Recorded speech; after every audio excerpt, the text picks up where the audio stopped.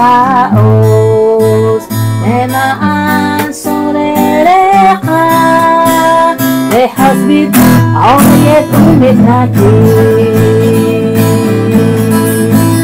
Yahweh Adonenu madir simcha bechol haaretz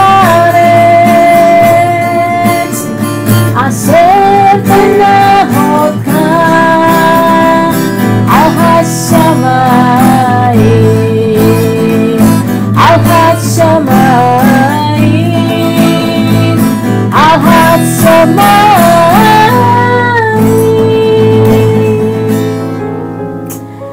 Shalom Aleichem. Kita ketemu lagi dalam Coffee Morning. Ya, hari ini saya mau memberikan tema tentang berakar dan bertumbuh. Ya, bertahan di dalam ketidaknyamanan. Nah, saudara yang dikasih Bapa Yahweh, banyak orang ketika di dalam mengalami pergesekan dan goncangan, orang harus memilih untuk meninggalkan, ataupun jangan dipertemukan, ataupun jangan ditemani lagi, ataupun ya putus hubungan, seperti itu. Kenapa? Karena ada istilah kita harus mengejar damai sejahtera. Apakah demikian, saudara?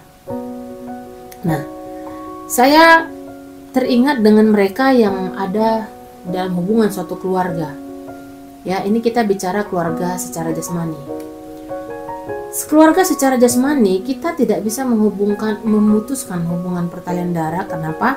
Karena kita diikat oleh darah dan daging, satu darah, satu family, ya.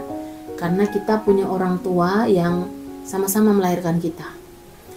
Tetapi beda halnya, saudara, dengan orang yang kita yang sesama sudah menyembah Bapa Yahweh, ya, dan di dalam kita dipersatukan oleh kuasa darah Hamasya Yeshua.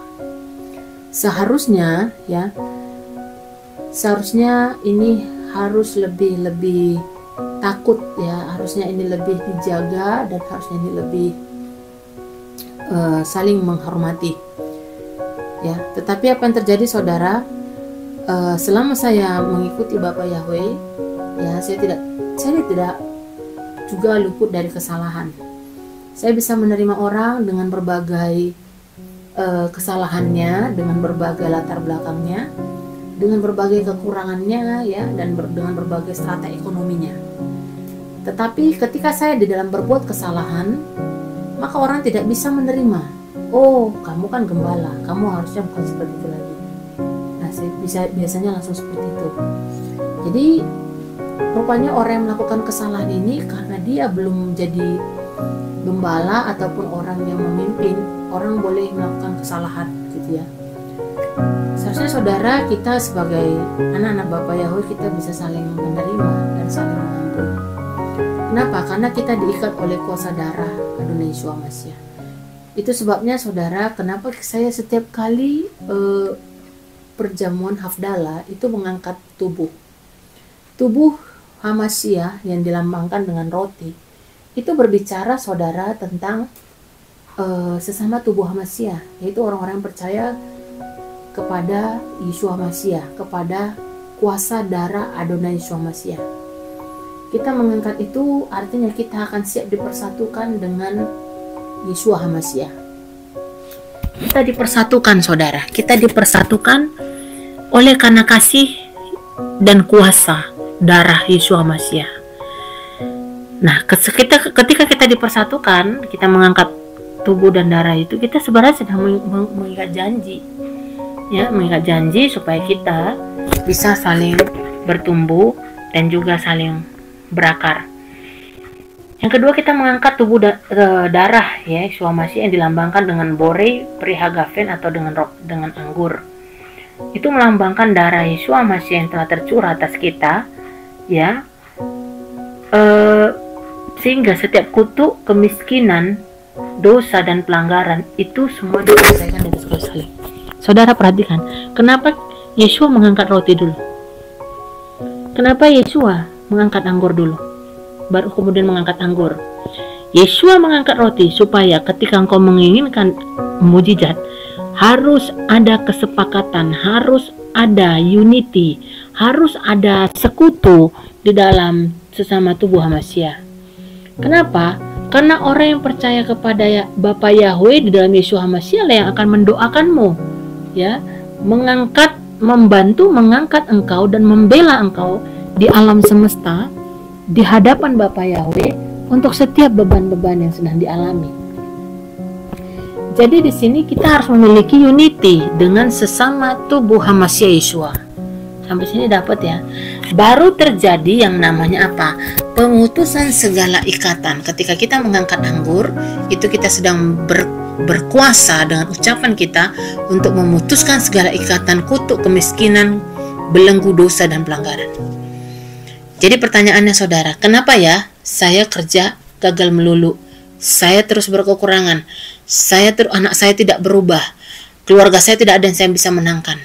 Kenapa? Saudara, coba cek poin pertama. Ya, apakah kita sudah benar-benar bersekutu dengan sesama tubuh HaMashiach lainnya? Atau saudara, ketika Anda ketemu dengan sesama tubuh HaMashiach, yang Anda bahas adalah kekurangan, kelemahan daripada orang-orang. Atau Anda bertemu, Anda sedang membahas tentang kebenaran Dafar Elohim. Ya, banyak juga loh orang yang sudah percaya kepada Bapa Yahweh senang menggibah, senang menggosip. Ya, tidak ada bedanya saudara dengan orang-orang yang tidak percaya. Ya, saya ada di berbagai dunia, di dunia bisnis, atau dunia sekuler. Saya pernah ada di dunia politik. Saya pernah ada di berbagai belahan dunia, yang pasti ya belum di dunia lain gitu ya. Saya lihat hampir sama, memiliki persoalan yang sama. Di dalam dunia bisnis atau di dalam organisasi dunia, selalu ada saja orang-orang yang dikirimkan ya, atau orang-orang yang itu suka memecah belah. Ya, orang-orang yang memburukkan sesamanya demi mendapatkan simpati dari orang yang dia dekati saat ini. Ya, itu sering sekali saudara, bahkan itu di dunia bisnis, itu semua untuk keuntungan. Tujuannya adalah untuk money, untuk keuntungan. Tidak ada bedanya saudara dengan orang yang ada di dunia rohani. Ya, mereka akan bertemu dengan yang satu dan membahas yang lain supaya mendapat simpati dari yang satu. Ya, Yeshua berkata, berbahagialah engkau disebut anak-anak Elohim karena engkau berhasil membawa damai. Tetapi jika karena kita, hubungan seseorang dengan yang lain terpecah-pecah, saya percaya, balikan saja Dafar Elohim itu. Ya, maka apa? Hidupmu tidak akan pernah berbahagia, karena engkau tidak mendapat damai dengan semua orang. Hidupmu tidak akan pernah berbahagia, karena Dafar berkata, berbahagialah engkau disebut anak-anak Elohim karena engkau selalu membawa shalom, sejahtera. Saudara, stop untuk mencari kepentingan pribadi. Stop untuk mencari cuan dengan cara engkau memburukkan yang lain supaya engkau mendapatkan fasilitas dari yang satu. Berhenti saudara, berhenti. Kenapa? Kau harus melihat, cek ke dalam dirimu, lihat keluargamu, berapa orang yang sudah engkau menangkan bagi Elohim. Kalau belum ada, recheck, koreksi. Yang kedua, ya, setiap orang itu pasti punya pergumulan, punya persoalan. Nah, apakah engkau akan berdiri di tengah-tengah? Ya, nggak ada saudara yang flat-flat saja hidup ini, nggak ada. Justru di tengah goncangan, bahkan bangsa Israel harus digoncang dari berbagai negara.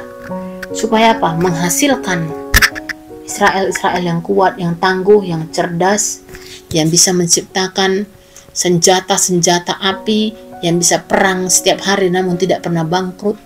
Kenapa? Karena Bapa Yahweh berjanji memberikan daya tahan. Jadi kalau orang katanya percaya kepada Bapa Yahweh tapi tidak bisa survive, tidak memiliki daya tahan, saya yakin ya, imannya bukan bertumbuh. Ya, bedakan saudara bertambah dengan bertumbuh, itu dua hal yang berbeda. Dafar Elohim berkata, jadilah kita berakar. Ya, coba kita buka Dafar Elohim ya dalam kitab Habrit Hadasa, Efesian 3 ayat ke-17. Efesian 3 ayat ke-17, supaya melalui iman Hamasya, sekali lagi kita diikat oleh Hamasya, berdiam di dalam hatimu sehingga kamu berakar dan diteguhkan dalam kasih. Ya, jadi ada daya tahan, ada strengthen, ada kaim sel panasah, supaya semua orang kudus kamu dapat dimampukan untuk memahami betapa lebar dan panjang dan dalamnya dan tinggi, dan mengenal kasih Hamasya yang melampaui pengetahuan, sehingga kamu dapat dipenuhi dengan seluruh kepenuhan Elohim. Amin. Saudara yang dikasihi oleh Bapa Yahweh, kita harus berakar, kita harus diteguhkan. Kalau tanaman hari ini ditanam, besok dicabut lagi, pindah sana, pindah sini, pindah sono, apakah itu bisa bertahan? Saya tidak yakin. Ya, begitu badai menerpa, apa yang terjadi? Adanya Kau Bapa Yahweh, adanya Kau Tuhan. Begitu badai menerpa, apa yang terjadi? Kita akan mudah menjadi pengkhianat. Kita akan mudah menjadi seorang Yudas Iskariot. Kemudian, ya, firman Tuhan berkata, diteguhkan di dalam kasih. Saudara, orang yang mengasihi, ya, orang yang mengasihi itu akan menutupi banyak pelanggaran. Ya. Kasih itu menutupi banyak pelanggaran. Tetapi kalau engkau mengumbar-ngumbar, ya, kekurangan demi kekurangan orang lain, ya, engkau ketemu dengan yang satu tetap ada aja yang pembahasan yang kurangnya Anda bahas. Engkau ketemu yang satu ada apa? Tetap ini kurang nih, ini nyanyinya kurang bagus. Oh, ini hadiratnya kurang. Ya, oh kenapa ya? Ini jam doanya ini pasti kurang nih. Kerja Anda sebagai seorang kritikus terus-menerus. Ya. Maka apa yang terjadi? Maka kita kekurangan kasih, ya. Saudara yang dikasih Bapa Yahweh, kita diperingatkan melalui para talmidimnya, ya, bahwa kalau seseorang itu tidak mengasihi berarti dia tidak kenal Elohim yang ada kasih. Ya, begitu banyak ya kesalahan dan pelanggaran di hidup kita itu diampuni oleh Bapa Yahweh melalui perayaan Yom Kippur, melalui perayaan Sukkot, ya, Hoshana Rabbah, Sheminat Saret, dan Simchat Torah. Itu semua menunjukkan kasih dan pengampunannya. Itu semua menunjukkan rahmatnya.